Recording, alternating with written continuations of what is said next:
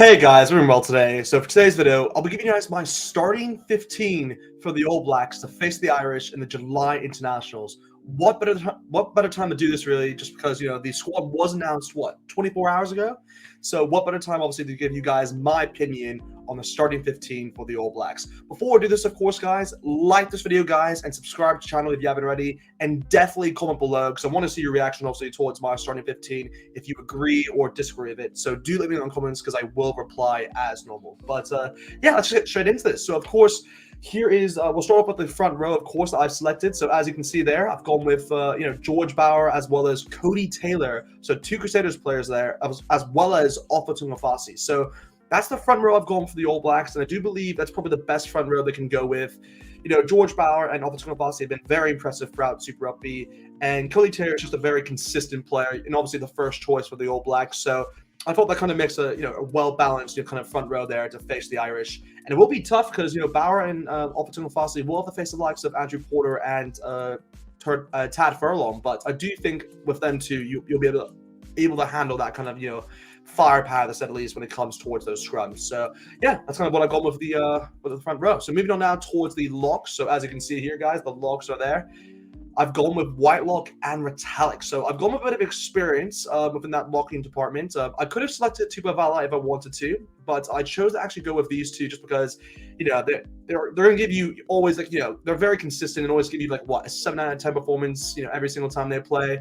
And they've been respectively for both their teams, obviously with the Chiefs and Crusaders, they've done pretty well for them throughout the Super Rugby season. So I think it's just a kind of an obvious that I had to pick them too. I don't think too many people would disagree with that. But yeah, anyway, we'll move on now towards the loose forwards. So here's the loose forwards, of course, for the starting lineup. And yeah, I've gone with a bit of a surprise there. I haven't gone with Sam Cane. I've gone with Akira Ione at number 6. I've gone with Artavia, the shift at the number 7 spot. And I've included Hoskins Sotutu. I just believe you can't really leave out Hoskins Sotutu just because he's been in such good form throughout Super Rugby, and he's really just stepped up his game. Particularly, I'd say his defending. It's probably one of his areas which a lot of coaches, it's what Ian Foster kind of said within one of the interviews, where he's looking for players, particularly from the loose forward pack, to kind of improve within their defensive stats. So it's definitely something that Hoskins Sotutu has definitely improved on throughout the Super Rugby season. So I think he should get a shot, in my opinion, and probably a player who I would like to see. Because obviously, you guys know I'm a Blues fan, and I've seen plenty of Hoskins Sotutu. So that's kind of the reason why I've also selected him. And yeah, I just think he'd be a good combination within that 8 spot. And of course, with Akira's a great number 6. You're not really going to put him out within that spot. And then, of course, Artavia making up that 7 jersey and will do pretty well within that position as he normally does for the Hurricanes. But yeah, we're moving now towards the back line for this starting 15. So here we go. Here's the scrum half and fly half that I've selected. So I've gone with Aaron Smith and Bowden Barrett. So I haven't gone with Richard Momoa, which might surprise a lot of people there. But I believe Bowden Barrett's been the informed fly half throughout Super Rugby. And I don't think a lot of people can argue that, with the amount of tries he's contributed towards this Blues side, and he's just done sensational. He's been in sensational form, really. So you got to have him. You just got to have him. And of course, Aaron Smith with his experience, he's just very crucial towards his side. Of course, Aaron Smith. I mean, there is a chance he won't be available for the first test. There is actually a chance. I mean, I've gone with the team which I would like to see, so I have included Aaron Smith. But if I'd include my scrum half, just say if he wasn't available, I would probably go with Finley Christie to start and then have Flav Lakataba maybe off the bench as an impact player. So that's what I would do. But for the meantime, I put Aaron Smith there as, most likely he is the first choice All Black going into most of these tests. But of course, moving on now towards the centers. So here's the center combination I've gone with. And yeah, a lot of you guys might be happy with that. I am going to go with a Blues combination there with RTS as well as Rick Lorani. So I had to go with them too, just because, particularly from that last game against the Brumbies and of course against the Highlanders, they were just so good together, and they really just the chemistry that they've developed throughout the season. It's just been really impressive to see. And obviously RTS's offload game is very similar towards Sonny Bill, so it's great to have that kind of player. And he's just so quick, and he's so good in finding that sidestep as well. So I had to include him, and of course Reiko, just arguably the MVP maybe of the Super Rugby season. You never know. But yeah, he's had a great year for the Blues, so you can't obviously leave him out of that 13 jersey.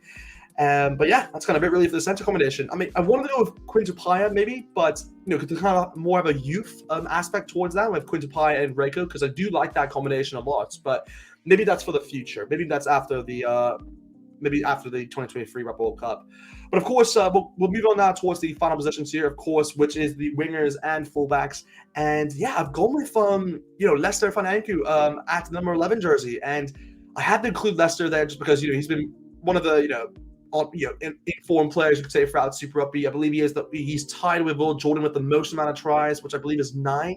So you had to include him, and it just made sense. Of course, I've gone with Severis, his counterpart as well, at the number 14 jersey, and he's been he's very familiar in playing that spot, obviously, for the Crusaders, as well as Will Jordan at 15. So I've gone with all three, kind of Crusaders, back line there. So I had to go with them for just because they've been sensational really for the Crusaders throughout this season, and particularly within the playoffs, because them chemistry that they have, it's just you do need that chemistry when it comes towards these games. And against the Irish, they're going to test you. So you definitely have to have, 3, I'd say, backline players. You can really just test them out within different areas. And of course, Will Jordan, in my opinion, is one of the best fullbacks. So I had to put him within that fullback position. I considered put Jordy Barrett there, but I had to make a tough decision, and I went with Severis at 14 just because I've been so impressed by his defensive skills, particularly the turnovers he wins within every game I've seen within Super Rugby. So I had to include him. But yeah, that's kind of it. That's kind of it with my starting 15. So do let me know, by the way, if you agree with this starting 15. I want to know in the comments right now, guys, if you agree or disagree. And yeah, see you guys next time.